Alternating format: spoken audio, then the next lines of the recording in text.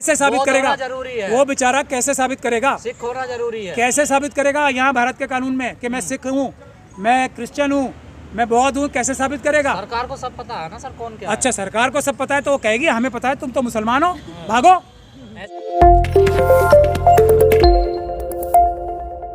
इस देश में जो प्रचलन चला जा रहा है मोदी जी द्वारा, अमित शाह साहब द्वारा और आरएसएस के द्वारा के धोखाधड़ी का एक माहौल बना दिया है। जिस समुदाय का नुकसान करना होता है उसको छल कपट करके ये बताया जाता है कि हम तुम्हारा फ़ायदा कर रहे हैं। मैं हमारे बंगाल के जो शेड्यूल कास्ट कम्युनिटी के लोग हैं उनके लिए एक कानूनी सलाह देना चाहता हूं कि इस छल कपट धोखे में मत आएं। जैसे ब्लैक मनी हटाने के लिए नोटबंदी हुई थी ना, और सबके घरों से नोट निकाल के अडानी जी और अंबानी जी को दे दिए गए थे, तो और बोला ये गया था कि गरीबों के लिए नोटबंदी की जा रही है। उसी तरीके से ये बहुत बड़ा छलावा है, बिल्कुल भी। अब मैं आपको कानूनी पोजीशन बताता हूँ सीए की। दलितों को क्या खतरा है? सबसे बड़ा खतरा शेड्यूल ट्राइब को है, उसके बाद शेड्यूल कास्ट को है, उसके बाद दूसरी माइनॉरिटीज़ को है, और उसके बाद ओबीसी को है। मैं वही बता रहा हूँ। देखिए सीए का कानून क्या कहता है। सीए का कानून ये कहता है कि कोई भी व्यक्ति, आम जो कानून है देश का हमारे ये है कि दुनिया का कोई भी व्यक्ति नागरिकता के लिए अप्लाई कर सकता है और नागरिकता उसे दी जाएगी उसके गुण दोष देखकर। और उसमें एक वजह यह भी हो सकती है कि उसको किसी भी वजह से अपने देश में प्रताड़ना हो रही है, धार्मिक वजह से या किसी भी अन्य वजह से, तो नागरिकता लेना सबके लिए अलाउड है, खुला है। सेक्शन 6 सिटीजनशिप एक्ट ऑफ 1955, ठीक है, उसमें 2004 में एक प्रावधान डाला गया था कि ये प्रावधान जो है किसी के लिए भी जो खुला है वो इलीगल इमिग्रेंट्स के लिए, जो गैर कानूनी रूप से जो घुसपैठिए आ गए हैं देश के अंदर, उनके लिए ये एप्लीकेबल नहीं होगा। तो लेकिन ये 2004 में हुआ। जो बंगाल के हमारे शेड्यूल कास्ट कम्युनिटी के भाई बहन हैं वो, और जो आसाम में, मैं आपको ये भी याद दिला दूं कि पिछली बार जब सीए लागू हुआ था या कानून आया था, इसका सबसे पहला विरोध कहाँ हुआ था? नॉर्थ ईस्ट में, आसाम में ट्राइबल लोगों ने किया था। मुस्लिम कम्युनिटी ने उसके बाद किया था, उसके बाद शेड्यूल कास्ट, शेड्यूल ट्राइब और ओबीसी के लोगों ने पूरे देश में किया था। तो सबसे ज़्यादा नुकसान किसका होने वाला है? ट्राइबल्स का। अब जैसे प्रैक्टिकल सिचुएशन में आ जाते हैं, कोई भी आसाम, ये बंगाल का हमारा भाई बहन जो शेड्यूल कास्ट कम्युनिटी का है, जो बांग्लादेश से आया हुआ है, वो ये कहेगा, आज उसके पास क्या है? वोटिंग राइट्स हैं, उसके पास वोट देने का अधिकार है, उसके पास आधार कार्ड है, उसके पास राशन कार्ड है, उसके पास प्रॉपर्टी है, उसके पास भारत में पढ़े हुए जो उसके बच्चे हुए हैं उसका सब एजुकेशन सर्टिफिकेट सब कुछ है। उससे पहले भी एक कानून है, 1989 से पहले कोई भी व्यक्ति भारत के अंदर पैदा हुआ तो 89 से पहले पैदा हुए हुए सभी लोग तो भारतीय नागरिक ऑटोमेटिक हो गए। ये कानून है सेक्शन 3 सिटीजनशिप एक्ट 1955 सेक्शन 3। तो अब जो व्यक्ति भी इस धोखे में आके अमित शाह जी के और मोदी जी के अप्लाई करने जाएगा, वो क्या बोलेगा पहले? कि मैं, ये सीए का कानून लागू होता है इलीगल इमिग्रेंट्स पे, यानी कि गैर कानूनी घुसपैठियों पे। तो ये जो भारत के नागरिक हैं हमारे बंगाल के भाई बहन, वो पहले जाके क्या बोलेंगे? कि मैं एक गैर कानूनी घुसपैठिया हूँ, जो कि वो नहीं है, वो भारत के नागरिक हैं, अभी वोट दे सकते हैं। वोट देने का अधिकार सबसे बड़ा सबूत है भारत की नागरिकता का। तो वो खुद अपने मुंह से जाके बताएंगे कि मैं भारत का नागरिक नहीं हूँ, मैं एक गैर कानूनी घुसपैठिया हूँ। अब जब वो गैर कानूनी घुसपैठिया हो गया, उसका क्या अंजाम होगा? पहला उसका गया वोटिंग। तो वो कहेगा क्यों? जब वोटिंग अप्लाई करेगा ना, नागरिक तो है ना वो, तो फिर किसको? नागरिक नहीं है वो जाएंगे ना। देखिए कोई ऐसा व्यक्ति है ही नहीं बंगाल में, मैं यही तो कह रहा हूँ आपसे, एक व्यक्ति ऐसा नहीं है जिसके पास वोटिंग अधिकार ना हो। खास तौर पे शेड्यूल कास्ट कम्युनिटी का एक व्यक्ति ऐसा नहीं है। पर ये तो नागरिकता देने का कानून है सर। जब जो नागरिकता है ही उससे लेने का कानून है, मैं आपको बता रहा हूँ ना। जिन लोगों को नागरिकता नहीं मिली हुई है उनको नागरिकता मिलेगी। देखिए तमाम लोग दिल्ली में भी तो है ना, ऐसे देखिए तमाम लोग दिल्ली में हैं। मुझे बता दीजिए एक भी व्यक्ति ने आज तक अप्लाई किया और उसे मिला हो? दो अप्लाई करेंगे ना। दो लोगों का एग्जाम्पल दे सकता हूँ मैं सीए के बावजूद। एक जो वो महिला आई है 4 बच्चों को लेके, जो कि मुसलमान है, और एक हाँ जो सीमा हैदर साहिबा है, मोदी जी के बहुत जो भी, और दूसरे ये अदनान सामी, दोनों मुसलमान हैं, दोनों को नागरिकता देने की बात चल रही है। सीमा हैदर के खिलाफ कोई कानूनी कार्रवाई, किस प्रकार से बेवकूफ़ बनाते हैं सबको। कोई हो रही है कानून क्या, बल्कि उसको तो वीआईपी ट्रीटमेंट मिल रही है। अब तो नागरिकता मिल जाएगी ना। नहीं, कैसे मिल जाएगी, वो तो मुसलमान है, सीए के कानून के हिसाब से तो नहीं मिलनी चाहिए। मैं ये छल कपट ही बता रहा हूँ। तो ये नहीं समझना चाहिए कि ये मुसलमानों के खिलाफ है, ये शेड्यूल कास्ट कम्युनिटी के खिलाफ है। एक शेड्यूल कास्ट कम्युनिटी के व्यक्ति का पुराने कानून के तहत जो यहाँ पे आके बेचारे प्रताड़ित घूम रहे हैं, दिल्ली में, राजस्थान में, गुजरात में, सबसे ज़्यादा मोदी जी के राज्य में जो सो कॉल्ड राज बताते हैं अपना, वो सबसे ज़्यादा शेड्यूल कास्ट कम्युनिटी के व्यक्ति गुजरात में बैठे हैं। उनको एक व्यक्ति को नागरिकता दी पुराने वाले कानून से, एक को बता दें आप। अब नए वाले से मिलेगी ना, देखिए। अब मैं बताता रहा हूँ, पहले वो क्या बताएगा बेचारा जाके। अब आगे चलते हैं। किसी ने बता दिया कि जी मैं इलीगल इमिग्रेंट हूँ, घुसपैठिया हूँ, और मैं पुराने कानून के तहत अप्लाई नहीं करना चाहता, सीए के तहत करना चाहता हूँ। तो पहली चीज़ उससे क्या पूछी जाएगी, घुसपैठिया तो तुमने मान लिया अपने आप को। अब दूसरी चीज़ ये बताओ कि तुम्हें धार्मिक आधार पे नहीं, दूसरी चीज़ होगी कि तुम मुसलमान नहीं हो, ये साबित करो। अब ये कैसे साबित करेगा बेचारा, मुसलमान नहीं हो ये साबित कैसे करेगा? क्या कागज़ दिखाएगा? पाकिस्तान के, अफगानिस्तान के, बांग्लादेश के कागज़ दिखाएगा?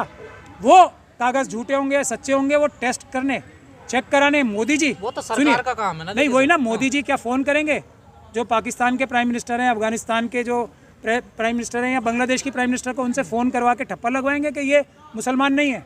मैं आपको ये बता रहा हूँ कि कितना बड़ा धोखा किया जा रहा है। अब वो ज़िंदगी भर बेचारा इस काम पे लग जाएगा कि मैं मुसलमान नहीं हूँ, ये साबित करना है मुझे, वरना मैं अप्लाई नहीं कर सकता। दूसरा, तीसरी चीज़ क्या होगी कि भाई साहब तुम ये बताओ कि तुम्हें धर्म के आधार पे तुम्हारी प्रताड़ना हुई थी। अब वो सर्टिफिकेट बना के कहाँ से आएगा कि धर्म के आधार पे प्रताड़ना हुई थी? इन्हीं तीनों देशों से ना, वो मोदी जी मंगवाएंगे, कैसे साबित करेगा?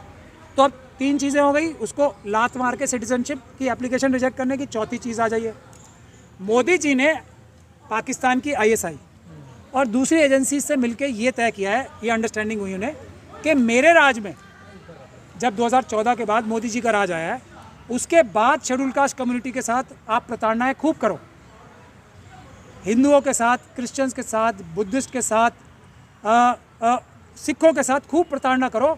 मैं एक भी आदमी को अंदर नहीं घुसने दूंगा और मैं एक भी आदमी को नागरिकता नहीं दूंगा। तो 2014 के बाद जिसके साथ प्रताड़ना हो रही है, वो बेचारा अगर घुस आया ना किस तरीके से जान हथेली पे लेके, तो उसको नागरिकता मिलेगी नहीं। ये पता है हमारे शेड्यूल कास्ट, शेड्यूल ट्राइब के भाइयों को कि कितना बड़ा धोखा और आंखों में घुस के झूठ ये RSS और BJP के लोग बोल सकते हैं। और कुछ सबूत चाहिए? और मुसलमानों का अब आप आखिरी रोज मुसलमान क्यों कर रहे हैं जब दिक्कत इन लोगों को? तो क्या मुसलमान अपने शेड्यूल कास्ट भाइयों के लिए, शेड्यूल ट्राइब भाइयों के लिए दर्द नहीं रखते अपने दिल में? आप क्या बात कर रहे हो? मुसलमान सच बिल्कुल होता है। आपको ये आपका विचार हो सकता है। मैं भी एक मुसलमान हूँ और मेरे साथ फॉर्चुनेटली अनफॉर्चुनेटली एक ऋतु जी खड़ी हैं। क्या मेरे दिल में दर्द नहीं था?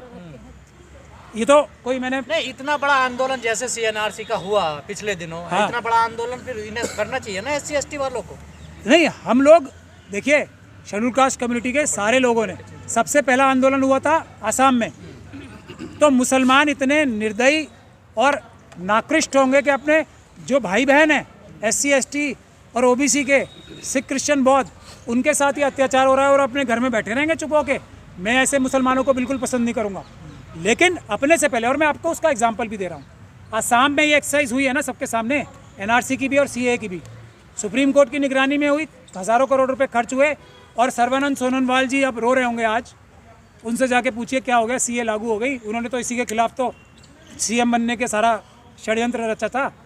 तो वहाँ क्या हुआ आसाम में जब NRC की एक्सरसाइज हो गई, तब क्या रिजल्ट आया? 75% से ज़्यादा नॉन मुस्लिम, जो मुसलमान नहीं थे, उनके नाम गायब थे, और 25% से कम मुसलमानों के नाम गायब हुए। तो ये होने जा रहा है।